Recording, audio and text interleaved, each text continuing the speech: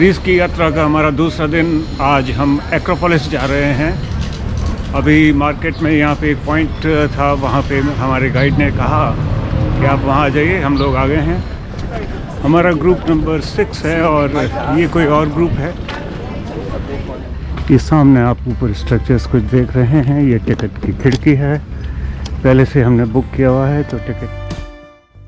हम सामने एथेंस के बेसिन से उभरती हुई एक पहाड़ी देख रहे हैं और इसका नाम है एक्रोपोलिस। इसकी एवरेज हाइट 156 मीटर्स है। एक्रोपोलिस का शाब्दिक अर्थ है हाई सिटी। इसी पहाड़ी पर स्थित है वे क्लासिकल आर्किटेक्चर मार्वल जो पिछले 2500 वर्ष के इतिहास के गवाह हैं और जिन्होंने ग्रीस व उसके नागरिकों पर एक गहरा प्रभाव छोड़ा है। और इसीलिए यूनेस्को ने वर्ष 1987 में इस स्थान को वर्ल्ड हेरिटेज साइट घोषित किया। यह एक कल्चरल कैटेगरी का वर्ल्ड हेरिटेज साइट है।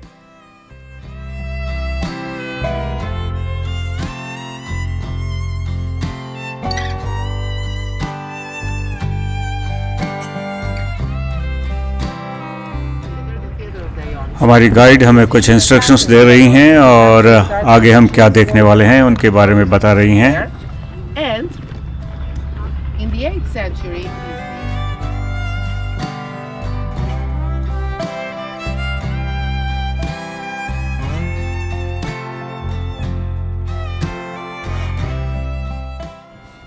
जैसे ही हम एक्रोपोलिस के रास्ते पे जा रहे हैं, हम जिस रास्ते पे जा रहे हैं वह इसकी दक्षिणी ढलान है और ये जो सामने थिएटर नज़र आ रहा है इसको डायनेसिस थिएटर कहते हैं।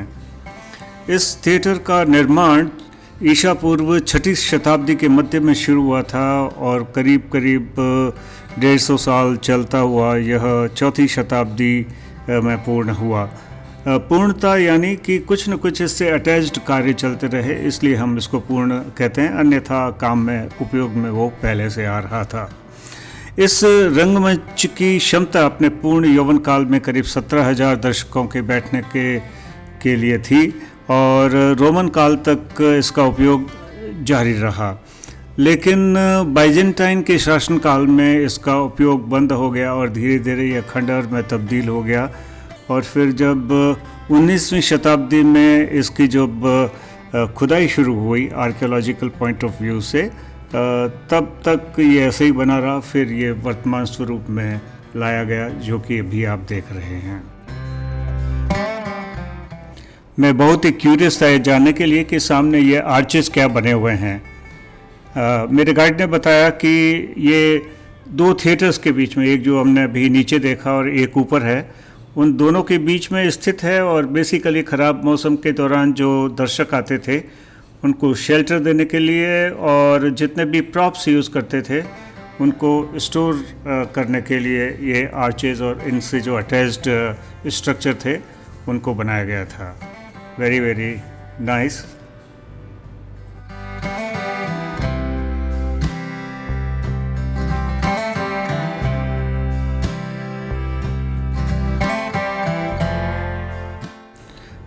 जैसे ही हम हल्की सी चढ़ाई को पार करके दाईं ओर मुड़ते हैं, हमें सामने एक सुंदर सा स्थान नज़र आ रहा है। इस स्थान को 419 ईसा पूर्व में प्लेग के बाद उपचार के देवता एक्लेपियस और स्वच्छता के देवता हाइजिया के सम्मान में एक शरण स्थली के रूप में बनाया गया था।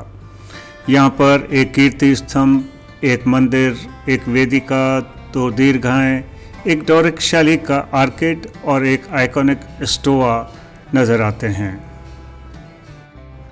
एक सुंदर संगमरमर का स्तंभ हुआ करता था यहाँ, जिसे एक्रोपोलिस के म्यूजियम में शिफ्ट कर दिया गया है।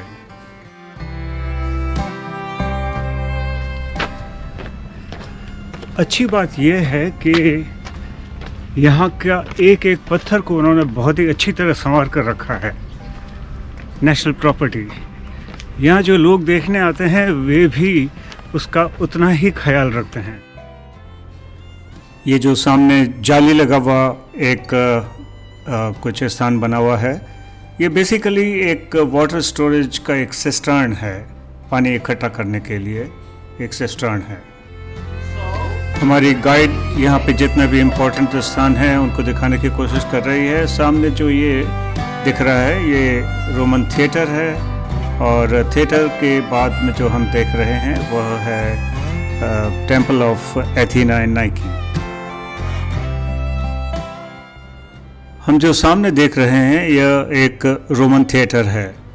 इसका निर्माण 161वीं ईस्वी में रोमन सेनेटर हेरोड्स एटिकस द्वारा करवाया गया था, और इसीलिए इसका नाम ओडियन ऑफ हेरोड्स एटिकस है।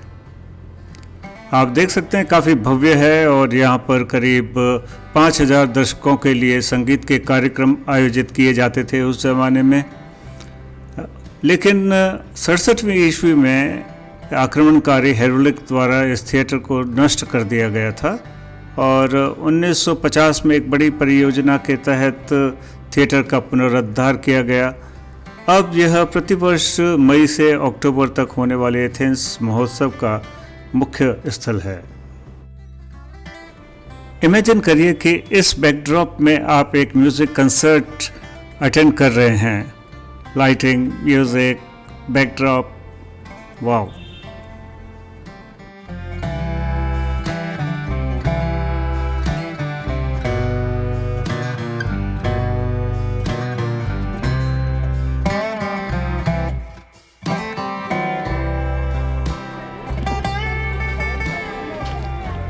एक्रोपोलिस पहाड़ी के शिखर तक जाने के लिए हमें सामने जो सीढ़ियां हैं उससे आगे बढ़ते हुए जो भव्य पिलर्स नज़र आ रहे हैं वो एक्चुअली यहाँ का एक गेट है।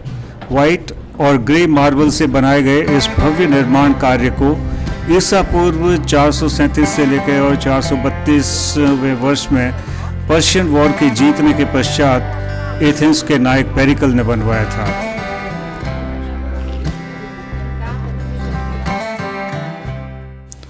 यह एक क्लासिकल ग्रीक डोरिक शैली का आर्किटेक्चर है जो एक्रोपोलिस के शिखर पर पहुंचने का भव्य एवं एक औपचारिक मार्ग हुआ करता था।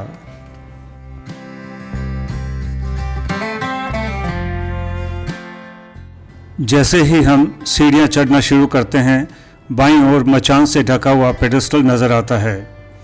8.9 मीटर ऊंचा यह पेडेस्टल एग्रिपा पेडेस्टल है।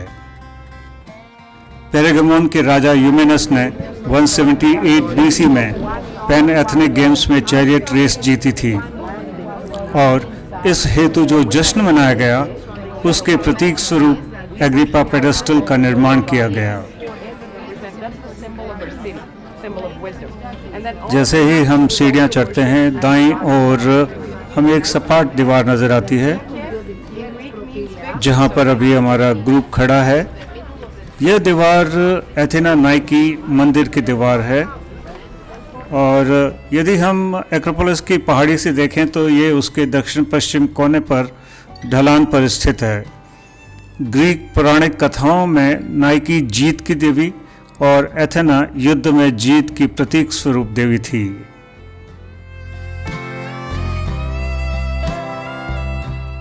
प्रोपाइलिया एक भव्य आर्किटेक्चर मार्वल, उसकी ब्यूटी को निहारते हुए, उसकी भव्यता को निहारते हुए हम आ पहुँचे एक्रोपोलिस पहाड़ी की समतल एरिया पर। सामने आपको पार्थेनॉन नज़र आ रहा है।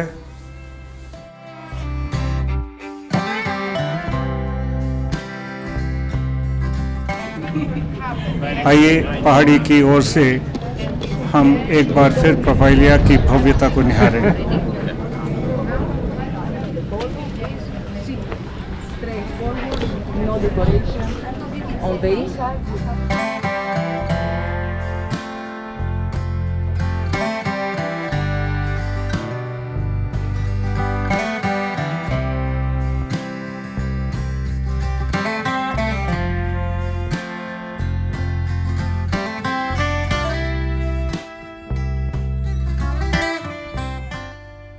हम जो सामने बिल्डिंग देख रहे हैं वह एरेक्थियन मंदिर है।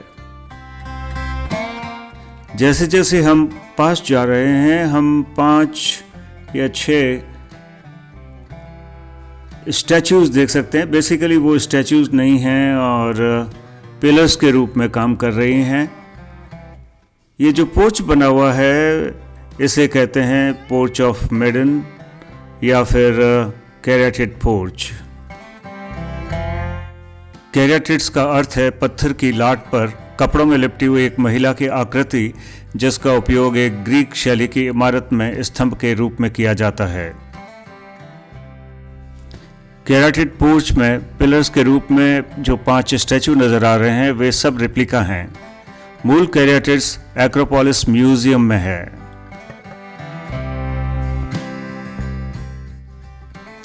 एरेक्थियन एक ऐसा मंदिर है जो कि एथीना और पोजिडॉन दोनों को समर्पित है। पोजिडॉन समुद्र, अर्थक्वेक और हॉर्सेस के देवता हैं।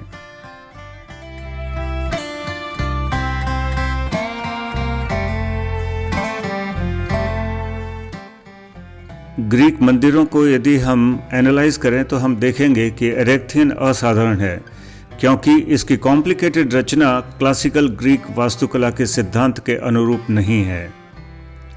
एक्सपर्ट्स का ऐसा मानना है कि ऐसा इसलिए हो सकता है क्योंकि यह एक अनइवन साइट पर बना हुआ है और इसका उद्देश्य बड़े परिसर का एक हिस्सा बनना भी हो सकता है।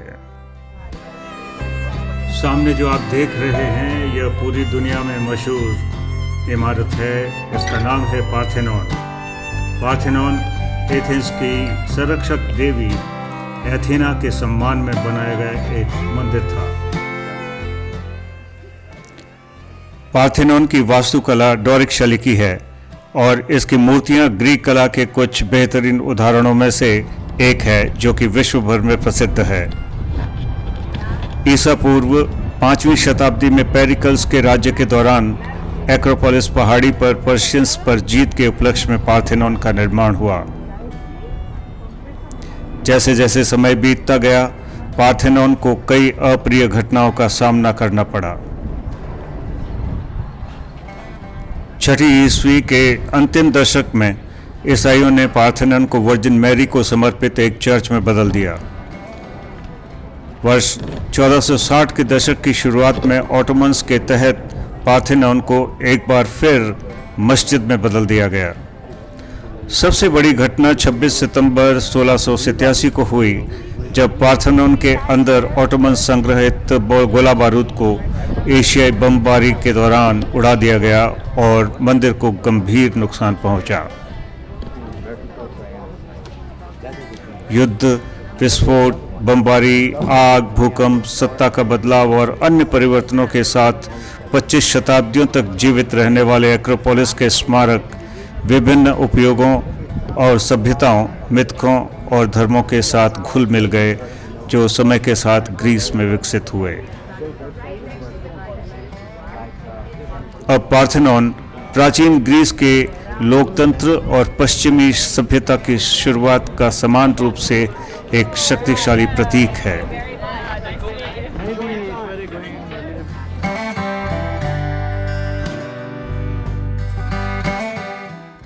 एक्रोपोलिस पहाड़ी से शहर के नज़ारे बहुत ही सुंदर नज़र आते हैं।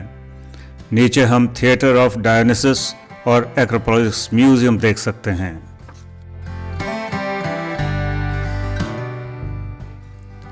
एक्रोपोलिस पहाड़ी के पूर्वी छोर पर एक व्यूइंग पॉइंट बना हुआ है और एक ये बहुत ही पॉपुलर स्पॉट है जहाँ पे फोटोग्राफी, सेल्फी एंड नीचे के दृश्य देखे जा सकते हैं।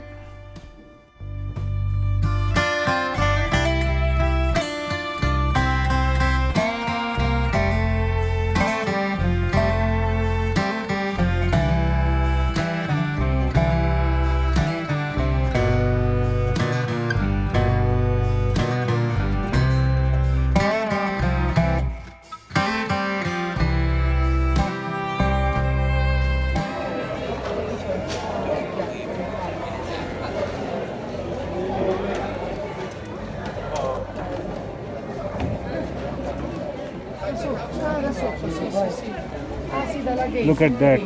लोग जो जा रहे हैं वो ज़्यादा हैं क्योंकि सुबह जल्दी आ जाते हैं।